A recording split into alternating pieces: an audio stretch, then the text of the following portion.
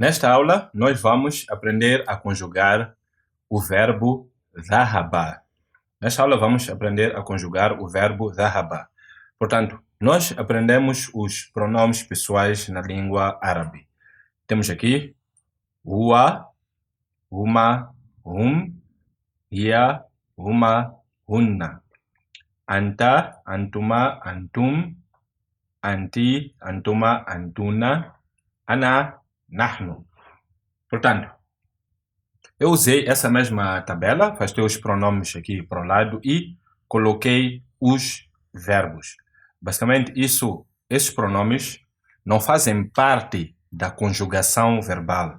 Simplesmente estão aqui para orientação e também para uma referência, uma vez que os sufixos anexados aos verbos são, até certa forma, semelhantes, tal como nós veremos. Essa é a conjugação no passado. Portanto, na terceira pessoa do singular, nós temos dhahaba. Dhahaba. Dhahaba significa ele foi, no sentido de ir embora, né? Nós temos aqui o verbo dhahaba. Dhahaba. Dhahaba. Dhahaba. Este é o verbo. Este verbo significa ele foi. Ele foi. Todo verbo significa ele foi. Como você pode notar, nós aqui temos dhahaba e a sua tradução, ele foi. Bom, esta é uma oração verbal. Quando você diz apenas dhahaba, você aqui está a dizer ele foi. Portanto, na tradução temos ele, temos o pronome ele e temos aqui o foi. Note que eu não estou a dizer huwa dhahaba. Se eu disser huwa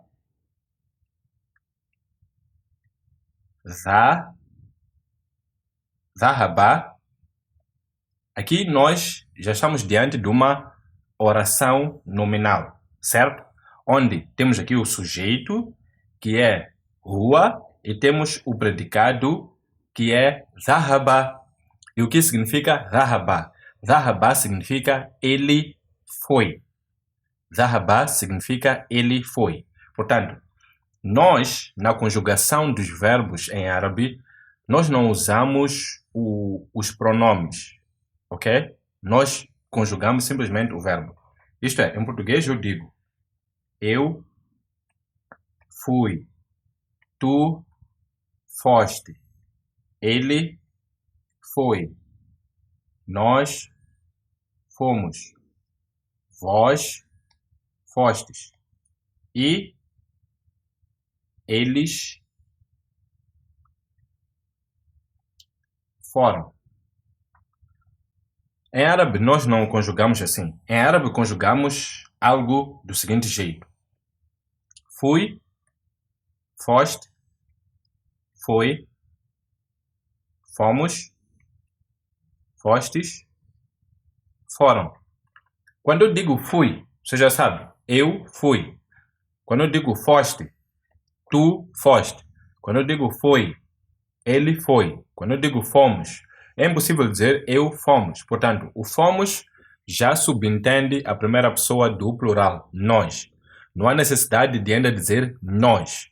Em português podemos dizer, mas em árabe, em português podemos dizer, mas em árabe nós não dizemos. Conjugamos apenas o verbo. Eu quando escrevi aqui huwa, é simplesmente para servir de referência. Não é para dizer huwa dhahaba, não. Apenas dhahaba. Dhahaba significa ele foi. Ele foi. E você pode perguntar, ok, eu vejo aqui o verbo dhahaba. Vejo aqui o verbo dhahaba. Você pode perguntar, e onde é que está o ele aqui neste verbo? Bom, a resposta é simples, embora difícil de aceitar.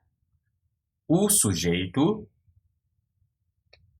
em dhahaba está, entre aspas, escondido. Está escondido. Por isso é que você não consegue ver. O sujeito está escondido.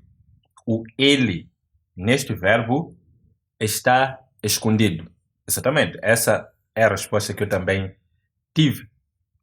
Olhava para o verbo e perguntava, ei, se ذهب significa ele foi, onde é que está o verbo, onde está o pronome ele aqui? E no entanto, dizia-me, o pronome está o sujeito, ele, que é o sujeito está escondido. E eu procurava e não encontrava, chegava à conclusão que de fato estava escondido. Isso até faz-me lembrar, acho que é uma anedota que dizia, você já viu um elefante escondido atrás de uma agulha? A resposta é não, claro. E por que não? Porque está escondido. Se não estivesse escondido, você conseguiria ver. Bom, creio que seja a mesma situação. Você olha para ذهب, pergunta, você olha para ذهب, dizem que a tradução é ele foi. Você pergunta, este pronome ele, onde é que está aqui no verbo? E respondem, está escondido e você deve se contentar com isso. Ok, vamos nos contentar. Mas lembre-se, se você disser rua, ذهب, se você disser rua, ذهب, isto é uma oração nominal, que este é o sujeito e este é o predicado. E o predicado em si, como é que você classifica? Como é que você descreve? O predicado ذهب é um verbo que significa ele foi. Este ele que está escondido nesse verbo não é o mesmo que este ele de rua. Não é? Eu preciso separar. Parece complicado, mas... Aliás, de fato é complicado, mas com o tempo você vai entender, é algo muito interessante. Aliás, na lição seguinte vamos voltar a falar sobre isso. Muito bem. ذهب significa ele foi. Agora, temos aqui o dual. Se eu quiser dizer eles dois foram, como é que eu digo? É muito simples. Muito, mas muito simples. Aqui tenho deixa eu usar outra cor. Aqui eu tenho ذهب. Significa ele foi. Quando estou no dual, para dizer eles dois foram, eu coloco aqui o alif. ذهب. ذهب significa eles dois foram. Eles dois. Ok? E onde é que está eles dois? Eles dois foram, certo? Certo. Onde é que está este eles dois? Agora já não está escondido. Eles dois é este alif aqui. Ok? Este alif significa, é o sujeito do verbo ذهب. Ok? Em outras palavras, nós quando estamos diante de um verbo, de uma oração nominal, nós quando estamos diante de uma oração verbal, nós procuramos o sujeito e o verbo. Certo? Certo. No entanto, o verbo onde é que está? ذهب. E onde é que está o sujeito? Aqui está. É este alif. Este alif é o sujeito. Ok? Quando eu digo ذهب no início, para ele, ذهب, aqui não há como ver o sujeito, está escondido. Mas para o dual, se você pergunta onde está o sujeito, está aqui, é este alif. Ok? É o que nós vemos aqui. O sujeito está exatamente neste ponto. Aqui. Este traço é o sujeito, que significa eles dois. Depois temos aqui ذهبوا. ذهبوا significa eles foram, já é plural. ذهبوا. O que é que nós temos aqui? Nós temos aqui Rabu. Ups, escrevi mal. Zahabu. Zahabu. Muito bem. Se Zahabu significa eles foram, onde é que está o eles aqui neste verbo? A resposta é simples. É simples. O eles está aqui. É este uau. Este uau é o sujeito. O verbo é Zahaba e o uau é o sujeito. Se você for a perguntar onde é que está o sujeito, é o uau. Ok? No dual, onde está o sujeito, é o alif. Aqui onde está o sujeito é o uau. Zahabu. E este alif, o que é que está a fazer aqui? Bom, este alif é uma questão de convenção, ok? Deve estar ali, ponto final, vai continuar ali. Muito bem. E depois temos o caso de Ria. Aqui para este caso, nós temos, para o feminino, temos aqui Zahabat. Zahabat. Zahabat. Muito bem. Deixa eu escrever. Para o feminino, Zahabat. Zahabat. Zahabat. Aqui você também pode perguntar, onde é que está o sujeito? Aqui, o sujeito está escondido. Ok? Mas e esse tá aqui com sukun, o que é? Esse tá não é o sujeito. O sujeito aqui está escondido. Esse tá é simplesmente para distinguir. Esse tá faz-me lembrar que aqui estamos na conjugação feminina. Ela foi. Não é o sujeito. Esse tá aqui não é o sujeito. É simplesmente uma indicação. Portanto, se eu escrevo assim,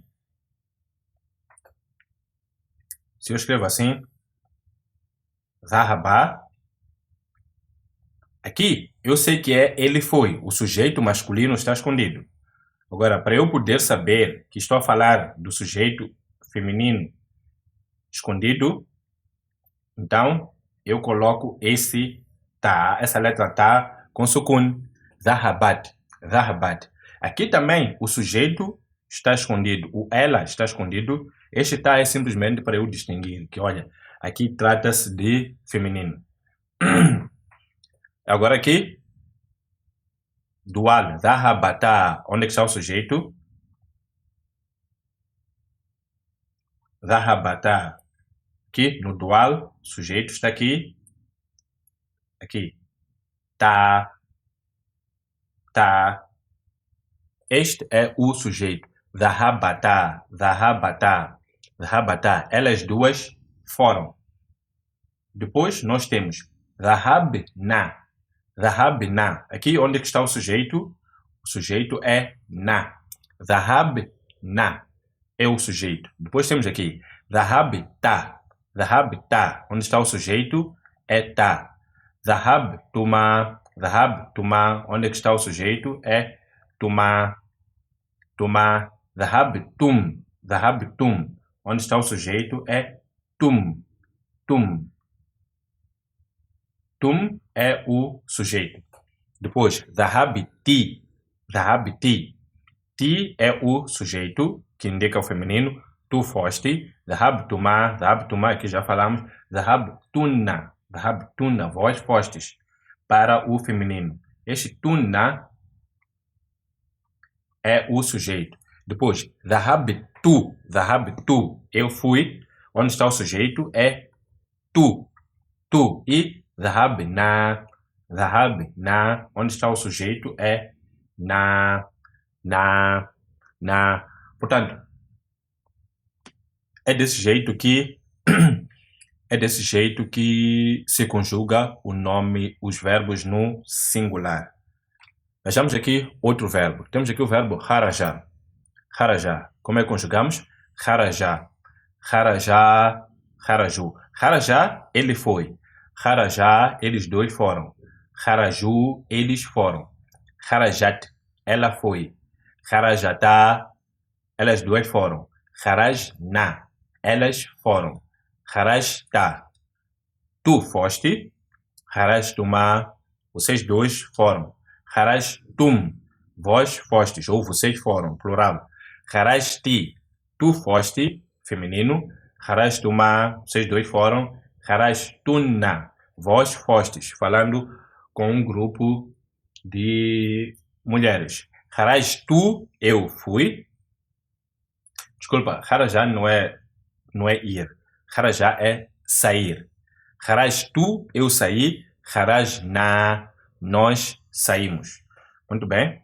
Depois temos aqui mais um terceiro verbo, só para praticar. Kataba. Kataba significa ele escreveu. Kataba, ele escreveu. Onde é que está o sujeito? Está escondido. Katabata, eles dois escreveram. Onde está o sujeito? Está aqui, este ali. Katabu, eles escreveram. Onde é que está o sujeito? Está aqui, uau. Katabat, onde está o sujeito? Está escondido. Essa letra tá com sukun é só para distinguir de kataba, que aqui estamos a falar do feminino. Ria. Katabata, onde é que está o sujeito? Está aqui. Ta. Katabna, onde é que está o sujeito? Na. Katabna. Katabtu. Katabta, onde é que está o sujeito? Ta. Katabtuma, onde é que está o sujeito? Tuma. Katabtum, onde está o sujeito? Tum. Katabti, onde está o sujeito? Ti. Depois temos aqui katabtuna. Katabtuma, katabtuna, onde está o sujeito? Tunna. Katabtu, onde está o sujeito? Tu. Katabna, onde está o sujeito? Na. Portanto, e em termos de significado é este. Kataba, ele foi, ele escreveu. Kataba, eles dois escreveram. Katabu, eles escreveram. Katabat, ela escreveu. Katabata, elas duas escreveram. Katabna, elas escreveram.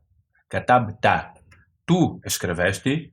Katabtuma, vocês dois escreveram. Katabtum, vós escrevestes. Katabti, tu escreveste, no feminino. Katabtuma, vocês dois escreveram.